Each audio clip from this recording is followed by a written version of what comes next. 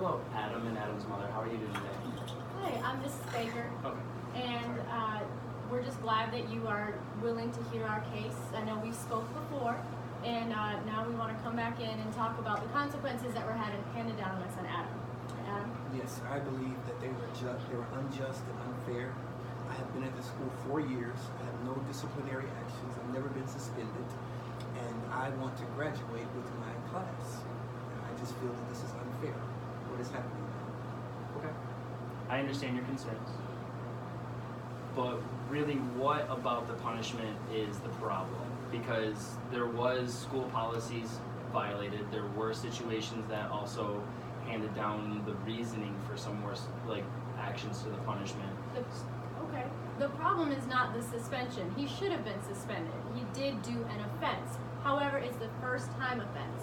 The severity of this punishment is what we are appealing. I mean, he is kicked out of school for simply one offense, and the grounds to which he's been kicked out are saying he's a hazard to the safety of the school. Are you kidding me? He has done nothing violent. He wasn't even aggressive or had any violent anything with the cops when they were involved. There is nothing in his history or this present situation that says he's a hazard to the school. He should be able to walk with his friends. All right, I understand your concerns and frustrations with the situation, but really what it comes down to from a school standpoint is that he, first of all, did skip school, which is definitely the reason for the initial punishment. But then because there were criminal charges filed against him and the other student in this situation, that we have to treat it as a criminal situation. And so how we handled it is to suspend them and to remove them from the school grounds and functioning in any after-school activities or extracurricular activities, including graduation, because of the potential safety issues that would come into play for our staff, students, and just the entire culture of the building. So it's the culture that you're talking about. So because you think that he has had this criminal offense, you're not allowed to have any kind of mess ups in the school. We think that it has to do with your image. Okay, the school's image is going to be tarnished by having some kind of criminal with no violent offense. That has nothing to do with the safety. So we brought in. Go ahead. Oh, I'm sorry. Go ahead. No, we brought in someone who can advocate for our family through Urban Leagues, and she's met my son Adam. She knows he's a fine young man, and she would go ahead. She's just going to help us out, help us mediate this. Yes. Hi, Mr. Drew. Nice to meet you. Yes. They brought me on along working with Urban League as a liaison. The biggest goal is just to advocate for the parent, advocate for the student, just to ensure the biggest success. So we just want to all be on the same page here at the end of the meeting. Basically, you mentioned that the school has to look at it as criminally. I was going through, I have your handbook here, and I was going through on page 7, it was talking about how you handle certain situations. And when it comes down to a student being perceived as unsafe for the environment, or a student violating any type of code or policy that's in place. And it clearly states that they have to have multiple offenses. I know you mentioned that it ended up being, the first offense ended up being criminal, but your policy is stating here that there has to be a number of offenses before it goes to the board, before a huge action such as, not just the suspension part, but banned from every event outside of school, such as prom, graduation. It just seems a bit extensive. Can you speak more onto that besides saying that you had to handle it criminally? Can you explain that more? Well, really what it comes down to is we're trying to build a community within the school, and we have, great students and great staff. We want to make sure that they are safe and happy and feel like there is not a threat to them in their learning process or them being a worker in this building. And so when it comes down to both of these students, especially, in this case here arguing for Adam, we also need to consider the fact that yes, it was his first offense. Yes, it was a bit extreme of an offense, but at the same time, we kind of have to really just look at it as a criminal offense. And so when it comes down to the safety, and sure, you said it's nonviolent, but at the same time, it was a theft situation. So do students think that him or anybody else is going to be stealing from them, or what about? Again, do they think? Could you? Yes, but I myself did not steal, Mr. Drew. See, my son didn't steal. Yes, the other person that was with me that we know, he was the one that stole it. I was in his vehicle. Okay. I did not steal. I did not drive the car. I did not know what was going on. Well, because you were there by association, you decided to go off campus. You decided to go with Matthew. And That is the offense that we're willing to accept, which he's already completed the longest extensive suspension. We will accept that.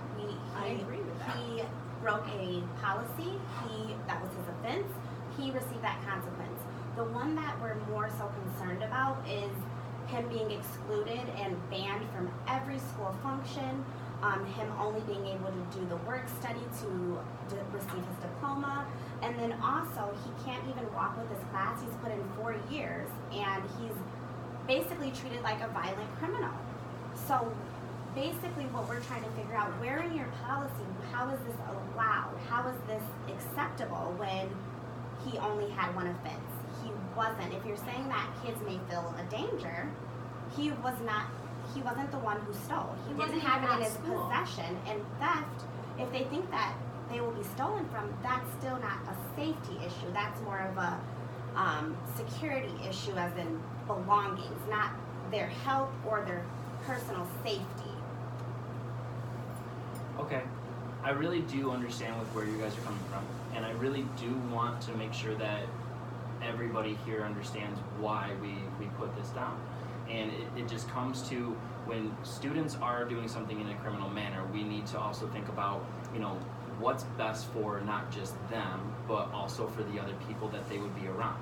And it just seemed like the right idea to remove him from the school while still working with him so he can get his diploma, because he still has that right to do so. But we do graduation here on campus, in which case, if he's not allowed on campus, he's not allowed to graduate. If he's not allowed on campus, not allowed to do extracurricular activities. And it just really comes down to the safety factor of our employees and our students, and we want to make sure that those are held up so that we can go through the academic process and have our staff and students really feel like they are getting the most from this. But if there's a distraction within the room or within the school that might distract the staff from feeling comfortable in teaching, or the other students from feeling comfortable in learning, and we just want to make sure that everybody is feeling okay when it comes down to them being in this building on our grounds and learning, whether it is in a classroom or out of a classroom. And I totally understand that. And I love that you brought up the fact of staff also feeling comfortable. Adam's a great kid. All of the teachers love Adam. I've never had one teacher say that they felt any type of way. He's helpful. Per his mother. No, he's helpful, and this he would not steal. He didn't steal. He is guilty by association, and that is something that we're dealing with at home. The whole school doesn't have to deal with our personal life. Didn't happen on campus. So So, Mr. Adam, what is your final say on this? I want to come back to school. I want to be able to graduate. I did my suspension, and so I'm asking, what is the final thing that you're going to do about this situation? Well, because what we had done is what you're arguing here as far as the punishment. We really also need to consider the fact that if you really think that the suspension is the only thing you deserve out of it, we would have to take this to the Board of Education to reinstate you. And then that's the only way that we could remove any of the punishment and everything like that. are you willing to bring this to the board with us? Can we move forward in that direction? I would be willing for them to hear your case in that sense, to be able to make your argument and let more than just one person also then decide and kind of hear your viewpoints, so that they can, decide as a group as opposed to one person working through this and deciding the punishment. Absolutely. I think that would be a great idea. There should be more entities involved than just us with a matter such extensive as this. We definitely need to be heard by more than just the principal. Maybe the board is what we're looking for. I can live with that. Okay. Adam, you But good? what they say will be final, and there's really not much we can do after that. So if they reinstate you, then that's good for you. If not, then you'll have to deal with that situation. Well, let's cross that bridge when it comes, because there's definitely more ways to appeal. Absolutely. There's tons of ways to appeal. So, All right. sounds good. Thank you for having us. Thank you. Thank you.